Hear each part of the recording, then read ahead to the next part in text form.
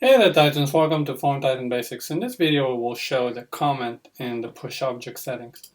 Let's head over to our Salesforce integration, push, and we have already a push here that we're pushing a contact, and you have the ability to put a comment on. Now putting a comment is very important for a few reasons. First of all, it gives you a distinct way to distinct between two different pushes. So let's say you would say push a contact when blah, and then I would apply this, and then if I will have another push also to a contact that says, for example, update a contact, and that will be an action update, then you can just, let's just set a condition here,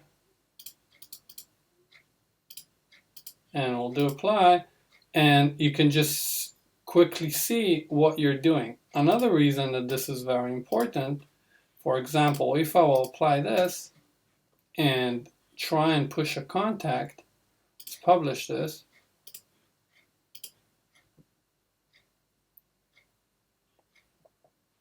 So let's say I'm going to push a contact without a last name, and last name is mandatory for contacts. So I will submit this, and if I'll head over to my integration logs, you can see that it failed. And also it gives you the label of whatever you were pushing, the comment of whatever you were pushing. You can see, you can distinct quickly what failed and from which push it came.